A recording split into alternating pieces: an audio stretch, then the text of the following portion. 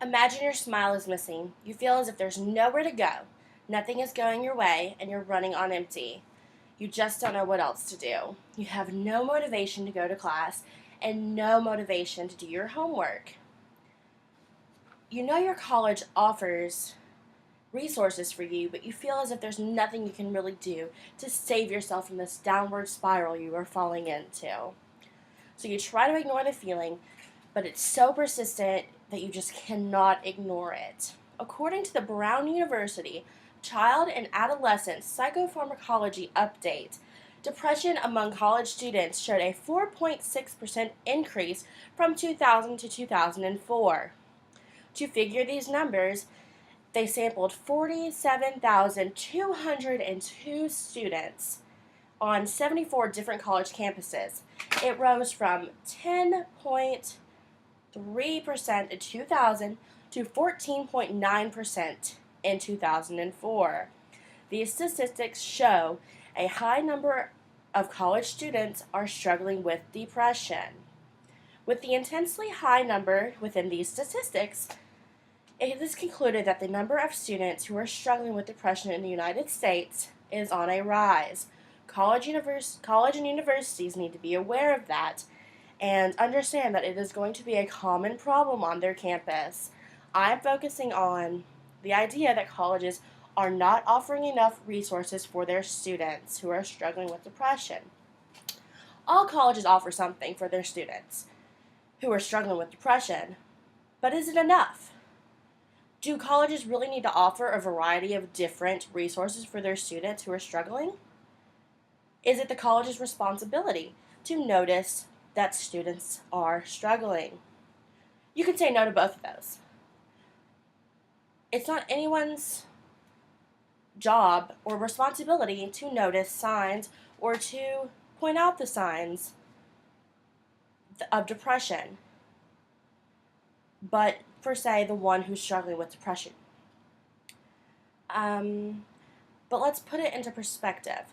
Imagine if it was you or your student who was struggling with depression, as in your child student. Would you really want college administrators to ignore these signs, to ignore that your student is struggling or that you are struggling with depression? I don't think that many people would say yes to that. Do colleges really realize that only offering a small amount of resources, such as only a counseling session or group counseling sessions, doesn't help everyone? Only offering one resource doesn't reach out to every student involved. Just because it helps for one student doesn't mean it's going to work for all of them. Virginia DeRoma's article, The Relationship Between Depression and College Academic Performance, really emphasizes the idea of how students are feeling and why they're feeling the way they're feeling when their academia is impacted by their struggle with depression. She claims that individuals who attribute negative experiences to personal, generalized, and stable aspects of oneself are at elevated risk for exhibiting depressive symptoms following low grades. If so, receiving poor grades can threaten a student's self-concept, placing them at risk for depression symptoms. When the students are struggling with their self-concept linked to depression, it's impacting more than just their academia.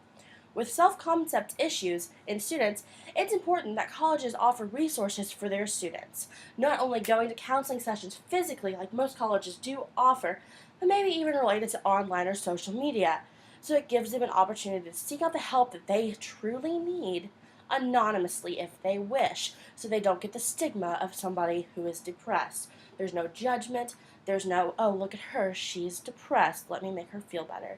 There's no stigma, nothing. It is completely anonymous, and it would bring a lot to students. Jerome also puts it into perspective that there is an awareness that college administrators are lacking and really need to get intact with. The awareness that depression is real and they need to offer services for the students in a variety of ways, not just one, because one will not help all.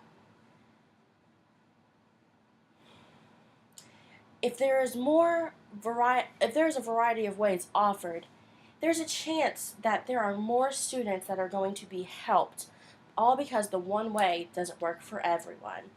Jean Twang's article, College Students and the Web of Anxiety, Twang makes a point to emphasize that the lifestyles of students who are struggling with depression without reaching out for help live. Students deal with their anxiety by withdrawing from others, skipping classes, and holing up in their dorm room for days at a time. If the college offered resources that reached out to most of these students, if not all who were facing this, their life could be changed before it's too late. In Gregory Godlewski's Depressed and Non-Depressed Students, Differences in Interpersonal Perceptions, students who are struggling with depression manifest partial social skills deficits, particularly related to social anxiety and decency, and low levels of expressiveness, communication, and behavioral involvement with others. If this is factual, how can you expect a student to go to a counseling session when they are feeling this way? They're not going to go out of their way to go get the help they need because they're lacking the communication with others, having any desire to do so. There's no way that all students who are struggling are going to reach out to the counseling session. This concludes that colleges aren't offering enough. They're only offering limited resources that are only touching a few students at a time. When the depression goes undiagnosed, it hurts the students emotionally, physically, and has a negative impact on their academia. Offering more resources to students will only help them and the college in the long run.